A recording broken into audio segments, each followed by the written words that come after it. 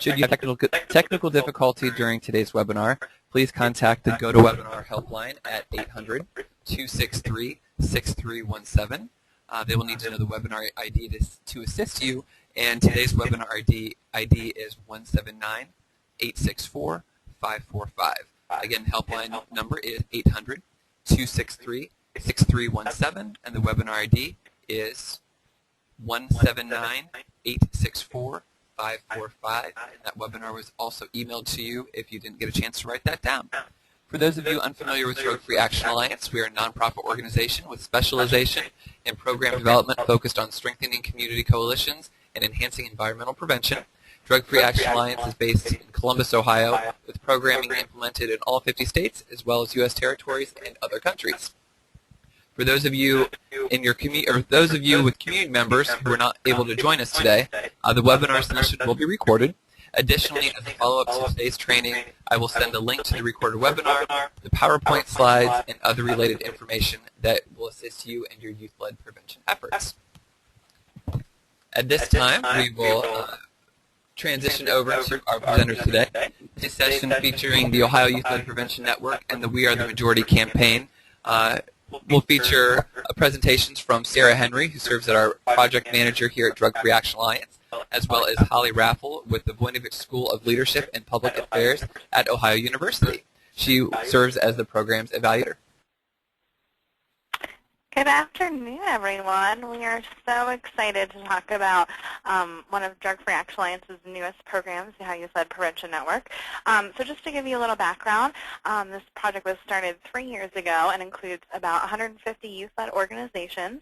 It was initiated by the Ohio Department of Mental Health and Addiction Services, obviously with partnership with Drug Free Action Alliance. It also includes the largest youth-serving organizations of Ohio, which is Ohio Teen Institute and Youth International, among many other youth-serving organizations. And the Ohio Youth-Led Prevention Network was formed to build and expand partnerships between youth-led prevention programs across the state, also to develop and strengthen Ohio youth-led prevention efforts at both the state and local levels. The Ohio Youth-Led Prevention Network includes an adult and a youth council, which are chosen at the beginning of the fiscal year in July through an application and interview process. So this year we have 7 on our adult council and 15 on our youth council. And some of the things that they do are to provide effective youth-led prevention across the state, to work with statewide prevention Coalition Association, or SPECA, also to work with the Alcohol and Drug Abuse Prevention Association of Ohio, or ADAPO, and just to spread youth-led prevention across the state.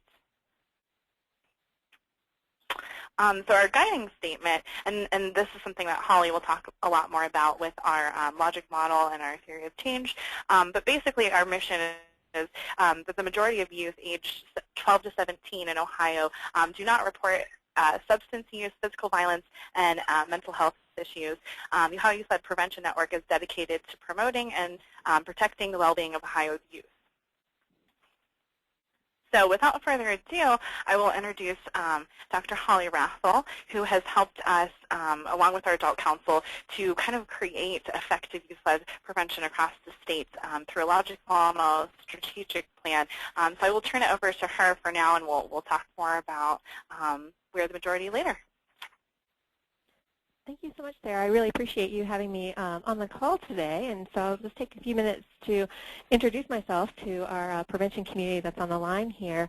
As Sarah said, my name is Holly Raffel, and I do work here down in Athens, Ohio, at Ohio University.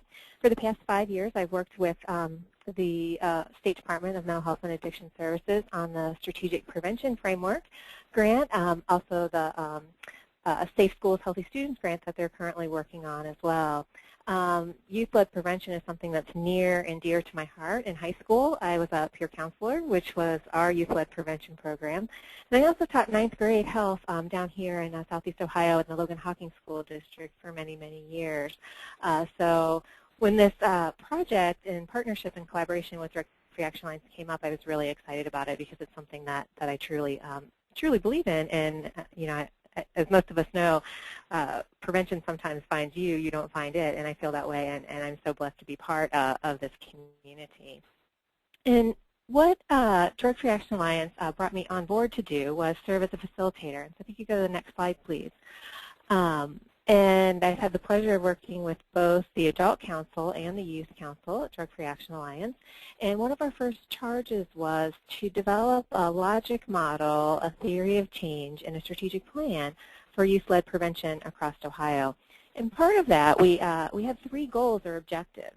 And the first goal was to communicate the science or evidence base behind youth-led prevention. Sometimes we feel that folks don't understand that youth-led prevention is actually rooted in science and evidence, and it's more than doing activities with kids. A lot of those activities are with a purpose, and we do specific activities at specific times in order to really help the prevention movement in Ohio. The second reason that we were looking at developing kind of a logic model and a strategic plan was to communicate the value of primary prevention. And you can see that really well in the Youth-Led Prevention Network's guiding statement. If you notice, I mean, it's based around the tagline, "We are the majority." The majority of youth do not report substance use, physical violence, and mental health issues. And so the Youth-Led Prevention Network is really dedicated to figuring out how we can protect and promote the well-being of Ohio's youth. And that's very different from treatment. We know there are youth who are experiencing substance use, physical violence, and mental health issues, and those folks are needing treatment and need to get those services in order to help them heal and become well. However, there are also students who aren't using, and we need to honor that. And what we need to do is develop our prevention portfolio in order to make sure that we're doing everything we can to keep people to be safe, healthy, and drug-free.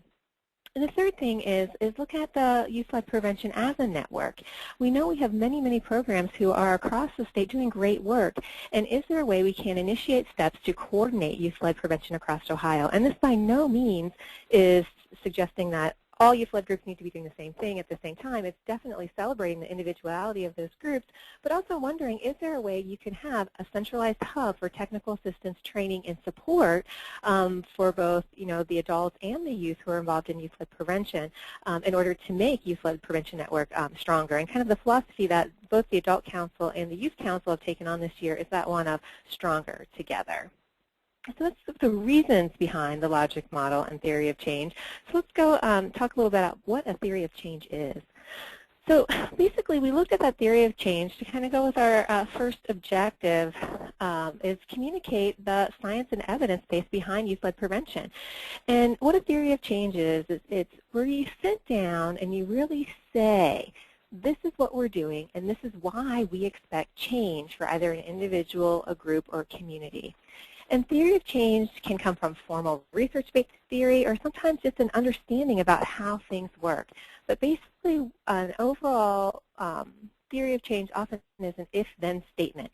So if my youth-led prevention program does this portfolio of prevention strategies, then the majority of the youth in our community will be reinforced for their positive choices, and the rate of alcohol use will stay the same or decrease. And that's really what we're looking for. So the overall theory of change is the science behind why does this work. So if we do this, then this is going to happen, which leads us to the network. And the network worked really hard, the Adult Council, at developing what is our theory of change. Why do we think that youth-led prevention is an important part of Ohio's prevention portfolio that we need? And after much reflection and many meetings and looking at the research, they came up with this statement. If a community adopts, embraces, and promotes protective factors using effective evidence-based strategies, then the community will protect and promote the health and well-being of Ohio's youth. So if we take a look at these protective factors, use strategies that are going to bolster these protective factors in our communities, then we are going to get some outcomes. And what those outcomes are the majority of our youth who are drug-free, safe, and healthy. So let's break this down a little bit into the first part here. So if a community adopts and embraces and promotes protective factors, well, what are these key protective factors? And so the Adult Council went through the research, and what they found was a collection of, I believe there's 12 of these factors that are on this slide, and all of these factors are grounded in science and evidence, and they all have literature citations. And I do believe that Drug-Free Action Alliance is going to actually send out the logic model with the slides, so you can see that. And that might be really useful for some of you to leverage support for your youth-led prevention programs to say, hey, there's evidence behind what we're doing. We need to have this program. This is an important part of our prevention portfolio what we can do to help keep kids safe, healthy, and drug-free. And there's citations for all of these. There's a lot of research that has gone into every single one of these protective factors. The logic model also gives a description of each of these factors, and then, again, the authors and the year. And that might be helpful for you, again, to leverage some support for your local youth-led program. So the first part is adopting and embracing these. The second is we need to use some strategies, and our strategies have to be effective and evidence-based. I'm not going to steal Sarah's thunder because she's going to talk a lot about the strategies that we have resources for here in Ohio and just give you some ideas. But the Adult Council came up with strategies that are from the Center for Substance Abuse Prevention, which we all know as CSAP, which is a division of SAMHSA. So these are strategies that we know are effective, and they've proven effective time and time again. And so we know that if we embrace these factors using strategies such as information dissemination, prevention education, community-based process, environmental approaches, and alternate activities, then we are going to have outcomes. And on the next slide, you can see the outcomes that we monitor. And so our outcomes is basically we want to maintain the low rates of adolescent substance abuse, physical violence, and mental health issues in Ohio.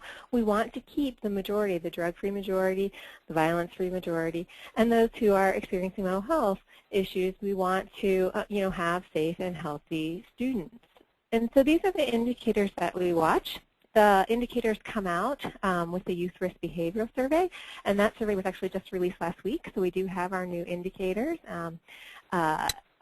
And I'm not sure if the new version of the logic model will go out because they're so new, or the old version, but we update that every year, and we really take it very seriously. We watch the alcohol use, the tobacco use, the marijuana use, and this year we have the new indicator about the non-medical use of prescription drugs. We watch the violence indicators and mental health. We know that youth-led prevention is an important part of Ohio's prevention portfolio. We know we can't link all of the good things that are happening in the state to it, but we want to say, this is something that's important and it's here to stay. It's rooted in science. We want to see it all across the state. We want to have some commonalities, and the rally is a good example of that one thing that folks have in common. And we all want to keep doing the good work that we do in our communities in order to maintain these low rates, because it kind of takes all of us together to do that, and that's that idea of stronger together.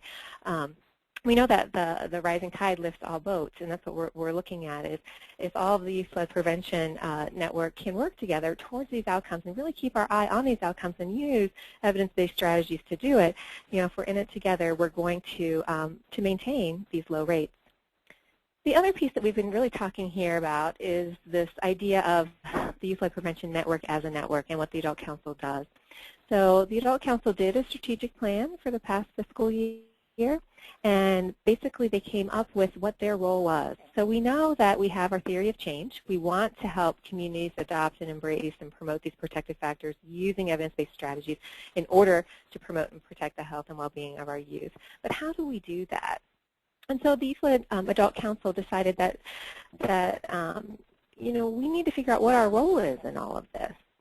And so after a lot of reflection, they said, well, our role is to provide some leadership, some infrastructure, and prevention science workforce development to assist local youth-led prevention organizations to implement evidence-based and effective prevention. So we really feel like, this is what our role is, and this is what we're here to do. And they're really at the beginning of that. I think they spent a lot of time this past year working on the science behind youth-led prevention, figuring out what that theory of change was, articulating that theory of change, and particularly in a way that's prevention-based and prevention-focused. And we all know with the Affordable Care Act and that emphasis on prevention, we sometimes have to kind of flip people's heads around to say, we do need to allocate dollars and time and resources and personnel to prevention, and that is important. And so they really took that task on, and now they're working on developing that infrastructure. So for those of you who are coming to the rally, there'll probably be like surveys and questionnaires and maybe interviews, because the network really wants to know what all of the local youth-led prevention organizations need from them in the communities in order for them to set some type of agenda to help everyone get the things that they need. They came up with some priorities priority action areas for the fiscal year, and basically there are 3 of them, and those are on the next slide, please. Leadership development, infrastructure development, and workforce development. And so they're working on all of these areas in order to help make the network kind of have a look and feel more like a network, and to get more resources out and more infrastructure to make sure that we're all kind of on the same page and looking at what's evidence-based, and we're all keeping our eye on the same outcomes together. Again, this does not mean that we want all youth-led prevention to look the same in Ohio. In fact, that's not what we want. But it is, if there's opportunities for coordination, there's opportunities to be stronger together, then we should capitalize on those. But we should also celebrate the diversity that exists within our youth-led prevention programs across the state. So that's my background piece, and I'm going to hand it back over to Sarah, and she's going to really talk about those strategies that we use to protect and promote the health of Ohio's youth. Yeah, thanks so much, Holly. I think she does a great job at explaining really what we've been working on this year, and the importance of needing something like this to guide us in the work that we do. So the first strategy that I want to talk about are the prevention strategies. So this would be things like, your brochures, your pamphlets, maybe a social media campaign. If any of you participated in National Drug Facts, that would be an example of what we're talking about here. So basically, it's just a one-way communication from the source to the audience with limited contact. So that's a little bit about information dissemination, and that's our first one. And then the second strategy that we use as a guiding force is prevention education. So this would be, if you go into any classrooms, I know a lot of people go into, elementary schools and middle schools and, those kind of things. So that would be an example of that. Any presentations that you do, workshops, those kind of things. So that's that two-way communication where you're actually interacting with the people that you're working with, and they can ask questions and all of those things. So that's the second strategy. The third strategy is the alternative activities. So this would be, the fun stuff, the basketball games that we do, the conferences, the retreats, any community service activities that you do, all of these things. So basically, this is just providing an alternative, a healthy choice, a positive thing that your youth can be involved in. And then the fourth strategy is the environmental approaches. So this would be like, I'm going to talk a lot about our rally that's coming up at the end of April. That would be an example of that. So like a social norming campaign, any prescription drug take-back days, those kind of things. Anything where you're, really working in your community to make a change. And then community-based processes, this would be, if you do participate in any PSAs or town hall meetings, any like school community meetings. I know a lot of groups have taken their students to talk with their principals or their administrators, and that would be an example of that, just kind of showcasing how important the work that you're doing can be. So Holly kind of touched on this a little bit, but what we know is that prevention needs to be, obviously, before anything happens, before we have to do the recovery or the treatment or anything like that. And we know that prevention, saves a lot of money before we get to the problem. And so that's what we really need to advocate for and point out. And also, we need to make sure that the information that we're giving is developmentally appropriate. So when we're going into the elementary schools, we're not talking about theory of change or, those kind of things that are over their heads. We need to be, developmentally appropriate. We also need to remember that prevention as a whole, it's really a comprehensive approach. So we can't just involve parents. We can't just involve our students. We can't just involve the schools. It has to be everyone together working on this, or else it doesn't work. So next month, we're really going to cover scare tactics. So I don't want to steal the thunder of next month's webinar, but just to kind of give you a little taste. We know that, especially in youth-led prevention, that scare tactics just don't work. So what I'm talking about is, any like graphic warnings or graphic images or scary stories with recovering addicts or, families that go and talk about the tragic consequences that have happened to their family members, or the mock car crashes, those kind of things. This basically a document that we've created at Drug Free Action Alliance that just shows that these kind of things they kind of backfire and they almost increase use.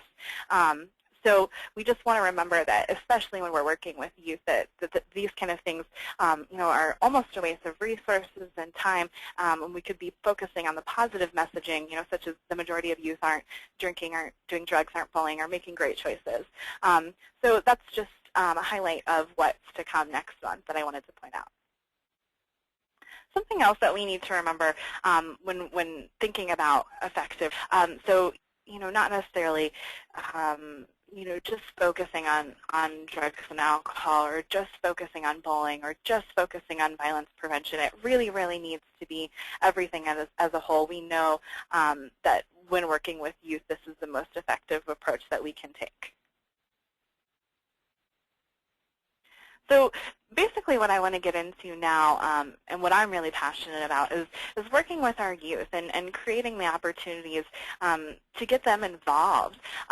Because really, I know it sounds cheesy, but the youth are our future, and we as adults can't do this forever, nor should we. And we know, based on research, that peer-to-peer prevention is the most effective kind of prevention that we can do. So really empowering our youth to have a voice, and giving them the opportunity to showcase themselves, and then just being the mentors and the guides, and supporting what they do.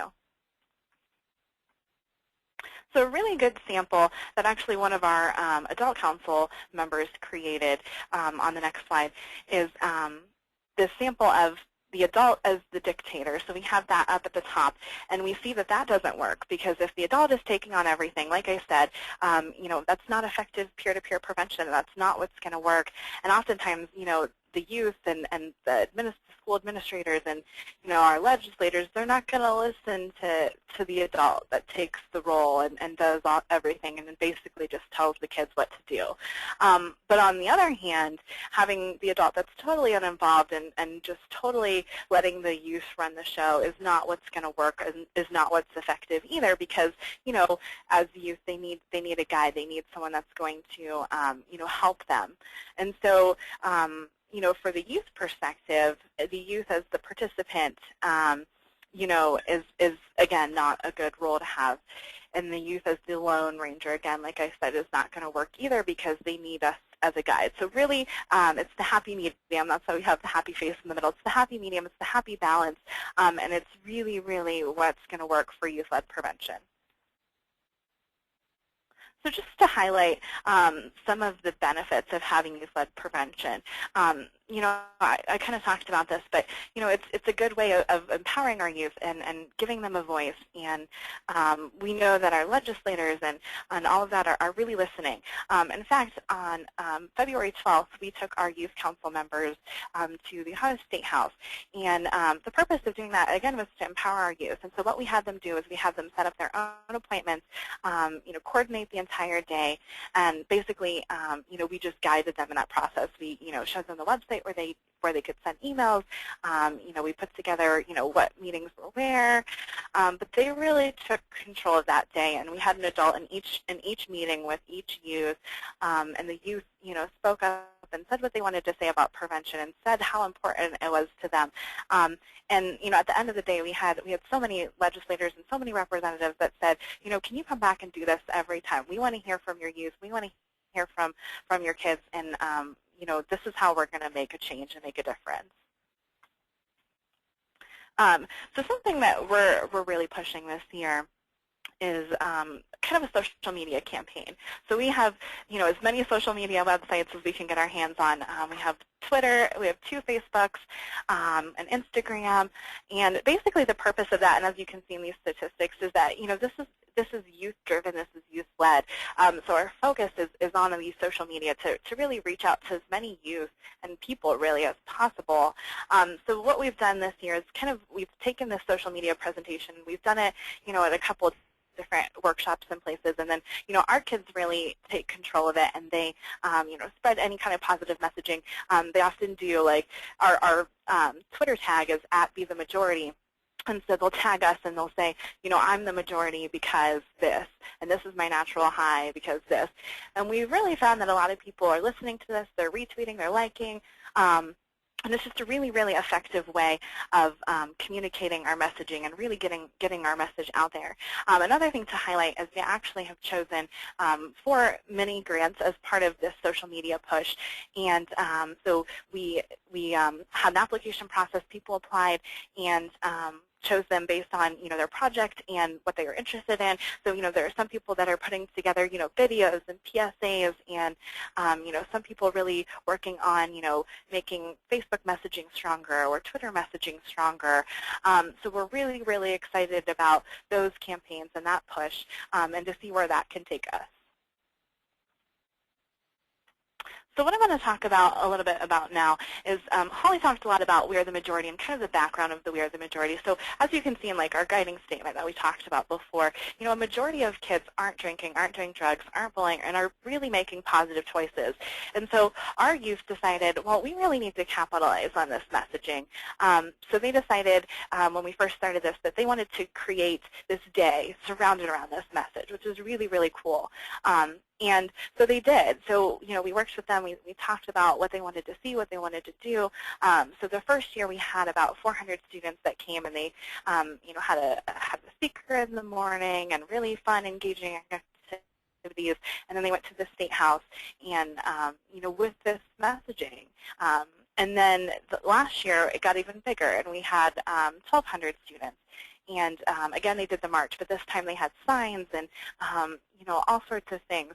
And they came back and they did breakout sessions, and they really processed why this work is important. So that's a little bit, about the day. And this year we're hoping to have 2,000. It's going to be April 30th. But we really encourage, all of you, I know some of you aren't from Ohio, but we really encourage all of you to, think about starting a campaign like this, or empowering your youth to think about what they can do. I mean, the sky is the limit, I say.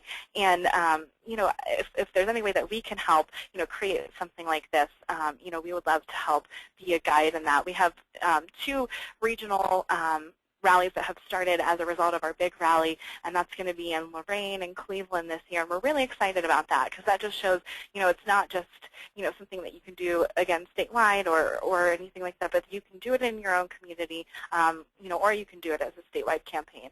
So we're really, really excited about the rally. Again, it's April 30th.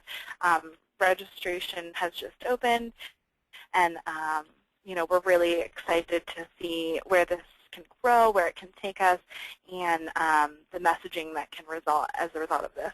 One other thing that I want to just highlight before we accept questions and answers and that kind of thing is that we do have a universal toolkit coming out, which we're really excited about, and that's going to kind of include everything that we've talked about today. So the effective youth-led prevention strategies and those kind of things. And it's really going to help, even if you already have a group started, it's going to help see where you can take it. And if you haven't started a group and you're looking to start a group, it's going to help with how you can do that and what's going to work for you.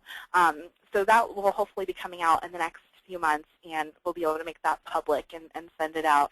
But that's just something that we're working on through the network that we're excited about. So is there any questions?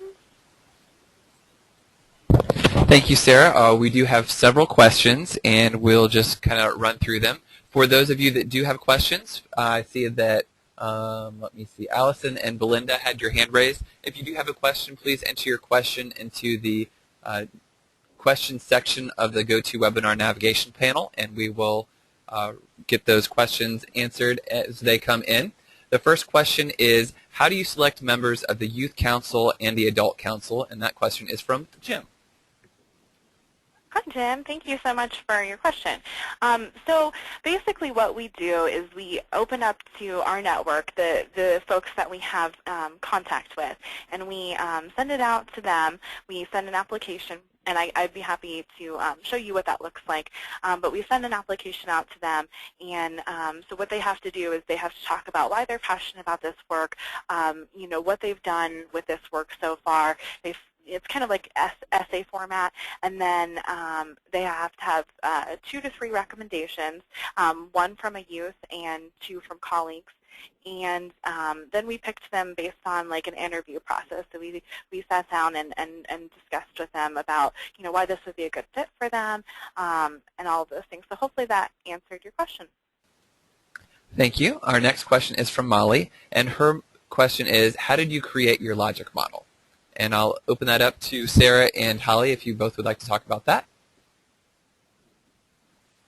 I'll let Holly cover this one. I think she has a good grip on it. Okay, Holly, over to you. Okay, thanks, Molly, for your question. Basically, what we did was I think it was facilitated over, was it 3 or 4 sessions, Sarah? And what we did is we had the adult council kind of brainstorm why youth-led was important, and they looked at why they felt youth-led was effective, and we kind of used almost like a Wordle or kind of an Excel spreadsheet to keep track of those. And then we looked at the key things that kept bubbling up. And once we had those main themes, then we went back and took the main themes and said, there's a lot of research behind those main themes. And so we kind of looked at what the adult council was doing in their youth-led prevention programs, and then we looked at what we knew about prevention and kind of combined those two, and that's how we got the risk and protective factors. And then as far as the strategies, those came from CSAP, and those were sort of obvious choices. And as far as our indicators, we had to look at indicators that were tracked across the entire state. And because Ohio currently doesn't have a youth-wide or statewide youth survey, we're really limited to that youth risk behavior survey, which does give us good data about the state. It doesn't give us kind of county-wide data, but it gives us those state benchmarks. What some of the adult council members have done is kind of taken that logic model template, and you'll all receive that. And if you have a local survey that you do, with your students, you can feel more than welcome to sort of look at that last column and what those indicators are and track them with whatever survey that you are currently doing in your local area. And so you may have, your alcohol use, you can look at maybe 30-day use or, 30-day binge drinking or tobacco or non-medical use of prescription drugs or whatever questions that you have on your survey and decide, these are the outcomes that we want to track.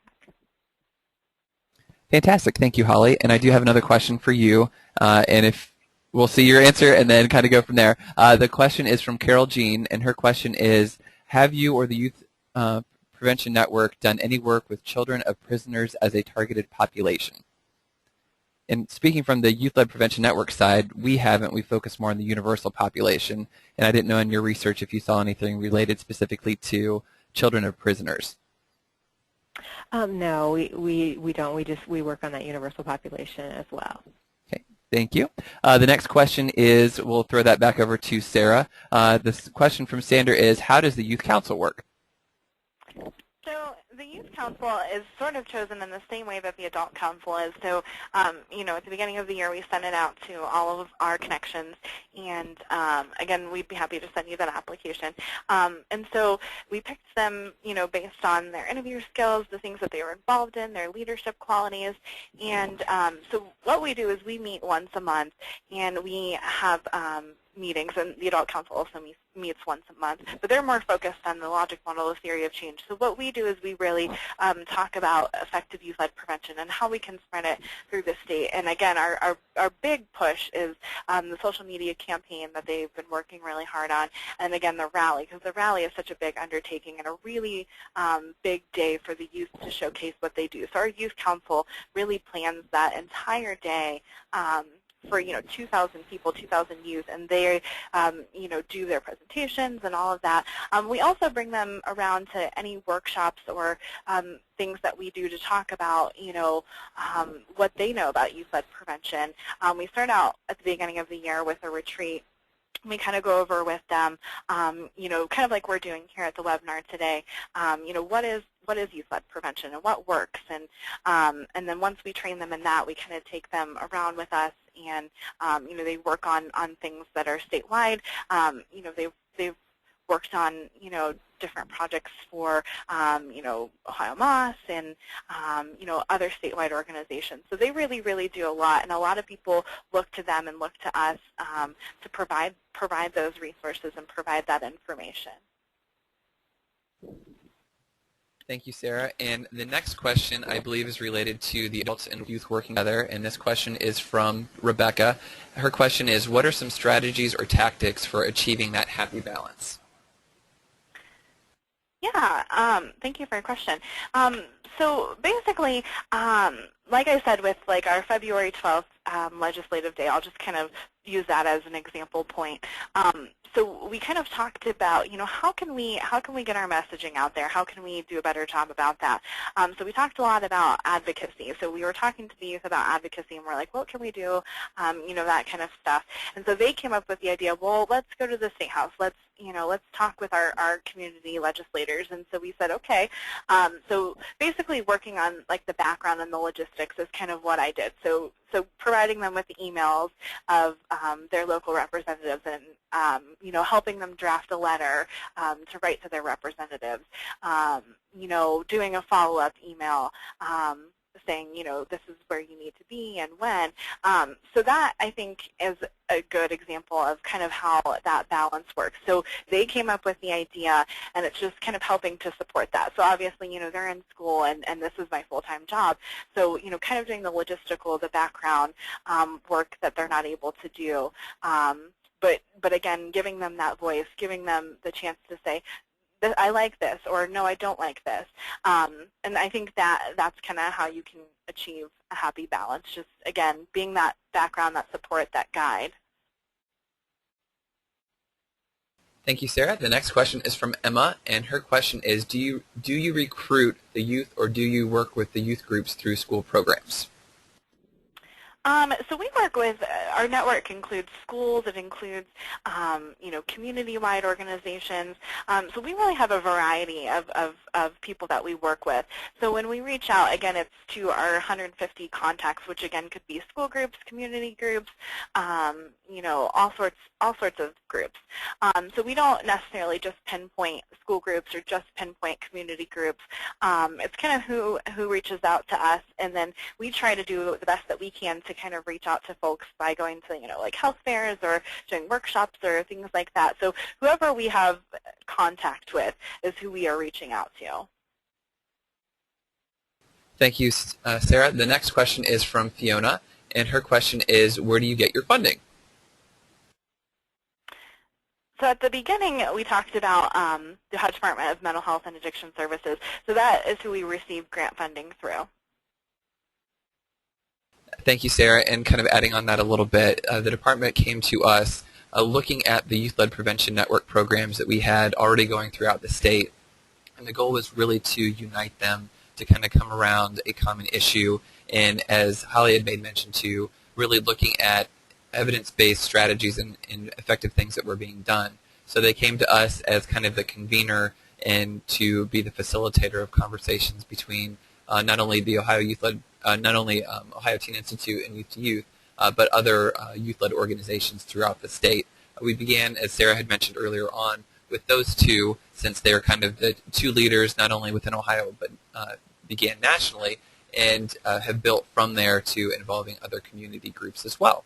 The next question is from Fiona, again, and her question is, can I see a copy of the logic model?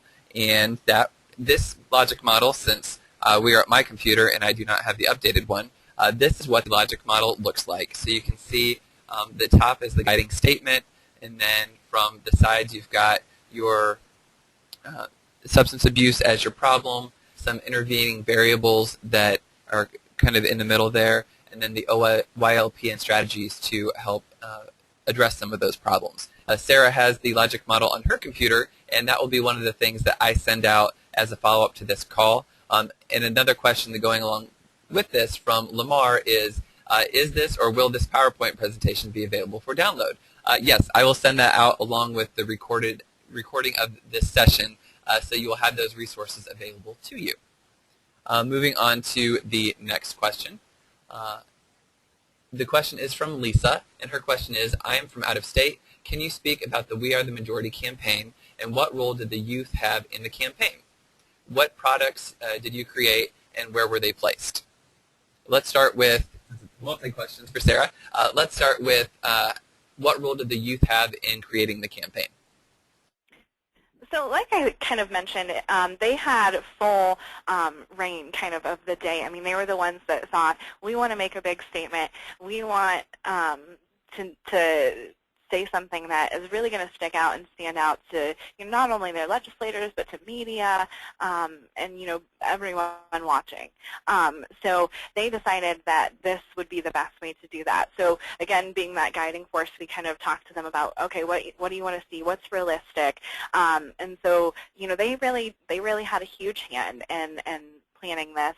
And again, I'd be happy to speak with you about how you can do that at your level and working with you. We have a document that kind of talks about and outlines how you can do that without having to have a super long explanation. So I'd be happy to send that to you as well. Thank you, Sarah. And I'll take the second part of the question if that's okay. And the second part was, what products did they create? And the products that were created were very social media based, as Sarah had mentioned.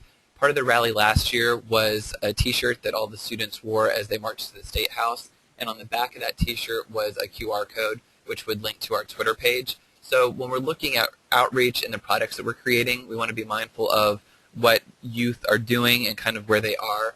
And we know that they're able to do that a lot through online medias, such as Facebook, Twitter, YouTube, Vine, and all the other ones that Sarah had talked about. So in terms of physical products, the only thing that we had produced was for the rally and was the T-shirt. Everything else has been done through social media, which then leads into Sherry's question of how do I access the social media pages? And I'll turn that back over to Sarah. I'd be happy to send you those links, and Derek can send those as a follow-up to everyone. Just as a reference, our Twitter handle is @BeTheMajority. Our Facebook page is Ohio Youth-Led Prevention Network, and our second Facebook page is We Are the Majority. Our Instagram is the same as our Twitter handle, so hopefully that helps, and everyone should like us and follow us on Twitter and Facebook. Thank you. And this question is from Heidi. Her question is, how do you develop or build the capacity for all that you do? Well, that's kind of a broad question, but no, great question. So, in partnering with Ohio Moss, like Derek said, they kind of had a guide of what they wanted to see and what they wanted us to do, in creating the Youth-Led Prevention Network.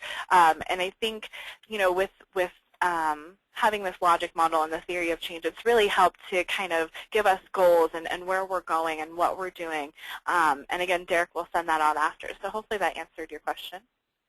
And just talking about that a little bit more, in terms of capacity building, we also look at the Youth-Led Prevention Network programs that are already in existence. Again, we're a convener for them, so we want to see what trends they're working on, what resources and needs that they have, so we can work collaboratively to addressing those. So there's a win-win for everyone. And when you're working to develop these collaborations, one of the things you want to look at is seeing what's in it for them. So being this convener and providing resources and kind of building youth-led prevention networks has been something that is a benefit to our partners. And as Sarah had mentioned again, we have about 150 community groups throughout the state that are involved in the Youth-Led Prevention Network. So we provide them with resources, answer technical assistance questions, etc., to continually to build and develop capacity not only for the prevention network itself, but for individual groups and organizations throughout the state. The next question is from Adil, and hers is, do you manage to get youth from diverse backgrounds, race, socioeconomics, gender, etc., with the selection process of the Youth Council? Oh, that's a great question. I love that question.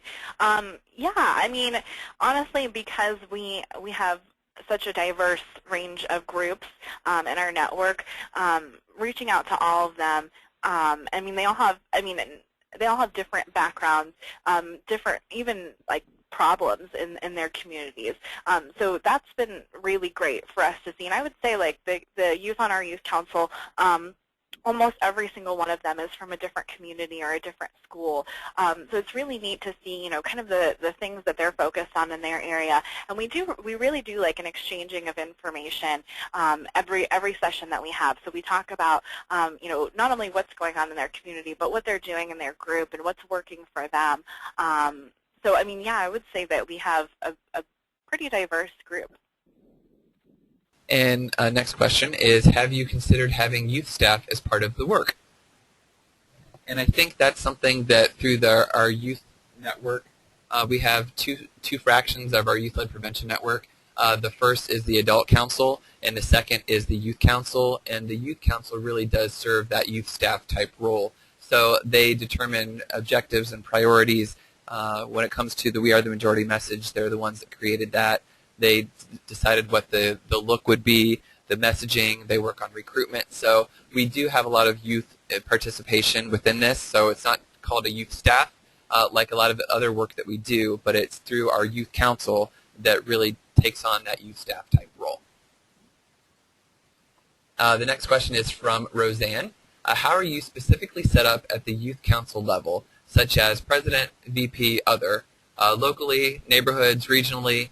How many youth and adults are involved on a regular basis, and do smaller groups interface? Oh, okay.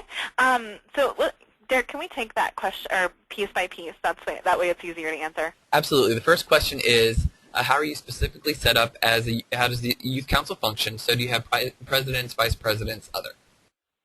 We do not have presidents, vice presidents, and other. It's something that we've talked about before, but a lot of the youth really feel like, since they're the leaders of the leaders, kind of, that they don't feel like this is a necessary process to have. But we have talked about it. We kind of leave it up to them to decide. So we say, is this something that you want, or how do you want to handle that? But we do separate out into committees. So we have marketing, social media, rally. So we do have different committees, and then there's kind of a head person of that. But it's not necessarily president, vice president, that kind of thing. And then the second piece of that question is, when you're looking at the network, do you have local, neighborhood, regional representation? How is the network kind of structured? Yeah, and I think I kind of answered this question before, but I'm happy to say again, our network really includes a diverse background of folks. So we have people at the community level, people that are working in the schools, that kind of thing, and we have that representation on our youth council as well. And then how many adults and youth do you have involved on a regular basis? Well, it kind of depends. So, if we're going to a workshop or a regional training or, a health fair, it's usually centered on one population or one community. But we interact with several youth organizations, and that range from a small group of 10 to youth that have about 60 to 80 kids, and we interact with their advisors. And I think our biggest representation of what we represent is, at the rally. So typically there's, 200 adults and then, 600 to 800 youth. So that's probably our biggest representation of what I can tell you about who we interact with. And also to kind of build on that a little bit, we also focus on the summer camps that go on for Ohio Teen Institute and Youth to Youth. And that's a great opportunity, as the last bit of that question, do smaller groups interface? And they do through avenues such as those. We also have regional trainings that provide for that connectivity and networking. So we want to make sure that there's opportunities not only to build and grow as individuals and within the community group, but also network and share, not only from adults, but also from a youth perspective as well. Continuing with the youth perspective, focus, and engagement, this question is from Cherry, and hers is, we're in Iowa and have to beg kids to be involved. How do you get youth buy-in? I've heard this a lot, and it's really tough. I think just reaching out to them on their level, on their time, is the best way that I can say, and engaging them.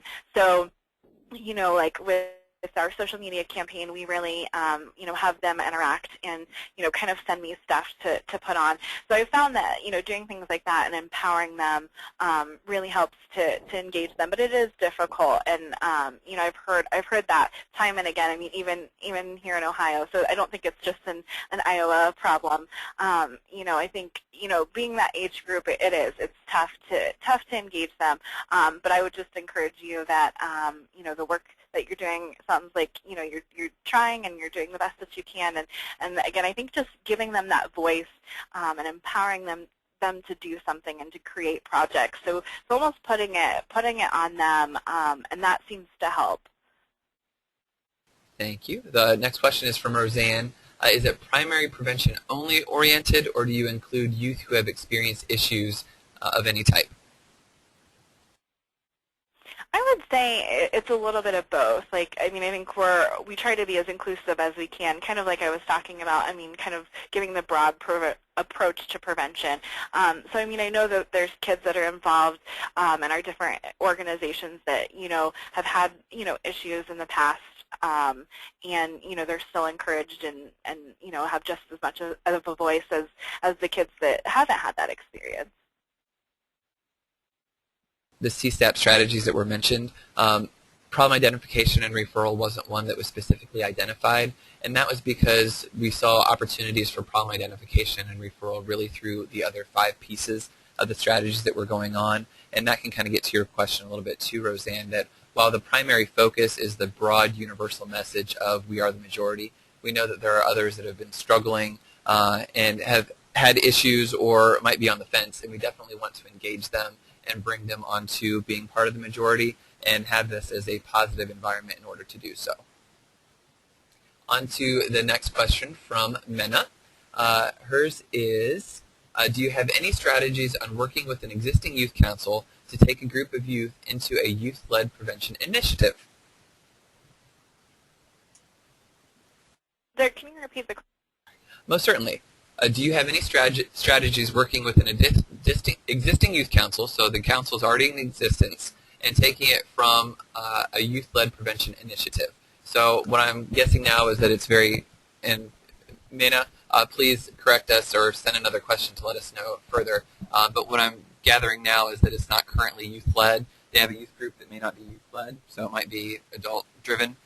Can you have strategies for transitioning that more to being youth-led? Yeah, I think using the strategies that we talked about today, and just also opening it up to them and really encouraging them, to create projects or committees or things like that. I think the most effective thing that's worked for us is giving them a task. So saying you're the marketing committee, and then having them create their own goals, and then basically following up with them after. So that's kind of where the adult guide comes in. So they kind of create whatever project or committee or thing that they want to work on, and then as the follow-up as the adult, then you would just make sure that they're staying on top of those things, that they're working on what they say that they do. If they sign up for something, that they're following through. So hopefully that helps to kind of maybe give an example of how you can make that a little more youth-led. And that kind of goes back to really getting that healthy balance that you're looking for, which leads into Deb's question of how can I get the youth-led toolkit? And I believe Sarah mentioned that that is currently in development and should be available within the coming months. Is that correct? Okay, great. And then the next question is from Debbie. The previous one was from Deb. And will you send the PowerPoint presentation to all of us? Absolutely. I will send that as a follow-up to this call. It'll be sometime this week once we've gotten the recording available to our website. So expect it by Friday. If you haven't received it by then email me, because sometimes with our email addresses at drugfreeactionalliance.org, that drug there flags it as spam. So if you don't receive it by Friday, please contact me and I will be happy to send it to you. Back to the question related to youth staff. She was meaning paid youth staff. So this would be different than a voluntary youth council. So have we ever thought about doing anything related to a paid youth staff? So I'm assuming we would pay them. We have not. We strictly do it on a voluntary basis. We are newer in this program. It's only 3 years old, as we mentioned. So we haven't thought about doing that yet. But if given the funding, that would be an interesting thing to think about. And from just a resources and capacity standpoint, the best that we can offer now is to compensate the youth council for their travel. So they're not out any money related to travel, but we're not in a position at this point to provide them compensation for being a member of the council. The next question is, what do what do you teach the youth to do to combat negativity that they encounter, such as negative peer pressure, etc.? Absolutely. That's a great question. So we really just ask them to stick with this positive messaging because, again, I think it goes back to the scare tactics, which is going to be next month's webinar. But to focus on the more positive messaging, I think just capitalizing on the fact, I think when they experience negative peer pressure, I think oftentimes in society and as a whole, we kind of focus on, well, most youth are drinking and most youth are doing drugs, so is it really that bad?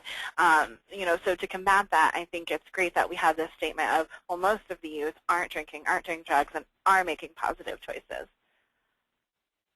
Thank you. The last question I have is from Carol Jean again. In light of prisoners' children risk factors, can a special recruitment or campaign be targeted to them? And Carol Jean, I think a program definitely could be. And again, the universal message for We Are the Majority is just that it's universal. So when we're looking at selective or indicated populations, we want to have messaging that would be more directed and specific to them. If you have additional questions about that, or if you want to be better connected with what's happening in your area, please feel free to contact Sarah. Her contact information is coming to your screen shortly, as soon as I press the button. So you'll be able to, Sarah will be able to connect you further with the resources that you have available in Cleveland, and her contact information is there as well. Also, this is the end of our questions that we have so far. If you have additional questions, again, please ask those into the questions section of the GoToWebinar navigation pane. Thank you so much for joining us today. In order to assess the value of today's session and to help determine the future webinar topics, a survey will be emailed to you at the conclusion of the webinar. It'll be sometime later this afternoon. Please take some time to complete the survey and provide your feedback. We really do want to hear from you and to see what resources you need additionally related to youth-led prevention, and also other things that you would like to see for our monthly webinars. Also, if you have additional questions, you can contact Sarah at shenry@drugfreeactionalliance.org, or contact her at 614-540-9985, extension 24. Next month's webinar will feature our scare tactics, and that will be held on April 8th, 2014, so just next month, a little shy of a month. You can access that either through the webinar, the announcement reminder email that you received yesterday, or through the events page of the Drug Free Action Alliance website. So you can go to drugfreeactionalliance.org/upcoming events. That is all that we have right now. Thank you so much for your time. And for other questions that you have, again, please feel free to contact Sarah. Have a wonderful afternoon. Thank you all.